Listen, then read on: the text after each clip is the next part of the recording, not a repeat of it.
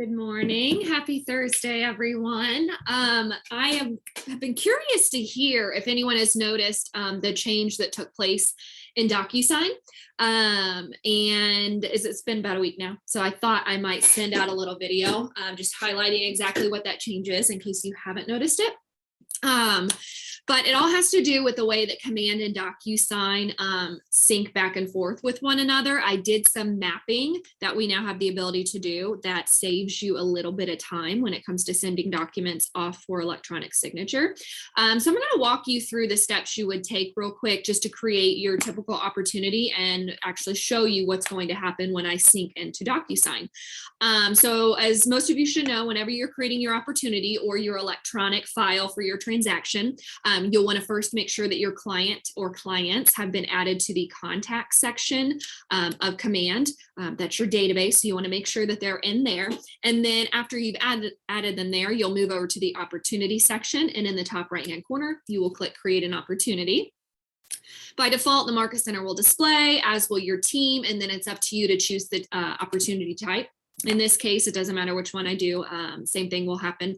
But listing is what I'll go with this time. I'm going to search the client's name and add them. And then I'm going to scroll down to the other piece that's required, which is the percentage of commission I expect to get paid. I'm going to then click create, and it's going to take me within that opportunity. Now, the next step you will usually take is after you've added in any necessary details like the address, you'll hop over to the Documents tab. And you will choose your checklist type. I want to highlight this just for a brief moment because I think sometimes agents, there are a few that don't realize that this is the next step you will take. Sometimes agents will just click add a new folder and put in some documents there. Well, those folders aren't submittable. I don't even know if that's a word, but you can't submit them. So I don't know to review a file. Instead, you want to choose the checklist type. Are you working on a residential listing, a commercial listing, or a seller referral?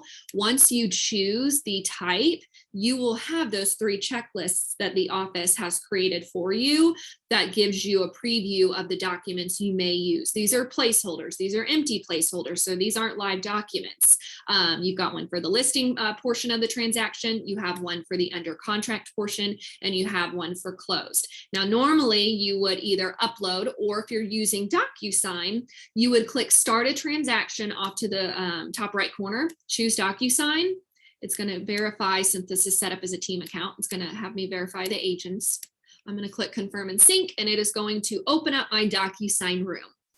The next step you would take in DocuSign again would be to update the details tab and then start adding in those blank forms for you to fill out and then send off to your client. However, because of the mapping that I've done on the back end, you should now see the listing paperwork that you will need or could need in that transaction. So it's pulling and kind of connected to those placeholders that we have. And I just clicked the button, I didn't mean to. But now you've got your listing contract, you've got your seller's disclosure. Maybe you'll find yourself needing an amendment later. Hopefully not, but maybe you need a mutual release. You've got your lead-based paint, and then some optional forms like the showing intake sheet, KW mortgage authorization, KW utility form, and seller office policy. They're already here. You don't have to go into the top right-hand corner and click add and choose DocuSign form and go to IAR. So it's one step less. If there's paperwork in here you don't need or you don't want to see, they have made the little checkbox in the top left-hand corner a little easier to see now. So you would just click on it and either choose to delete or archive it. There it is.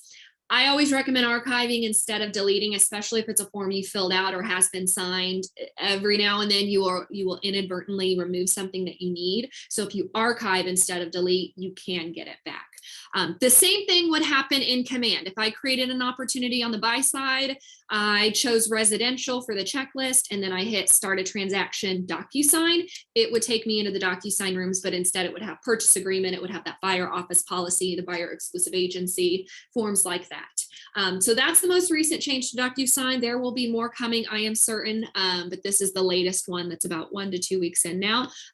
If you see any errors or a form that shouldn't be there, or maybe there's a form that should be, let me know. Talk to me. We'll see about adding it, but I hope that those of you who are using DocuSign find this valuable and can start using it. So if you have any questions, let me know. Otherwise, I will talk to you all soon.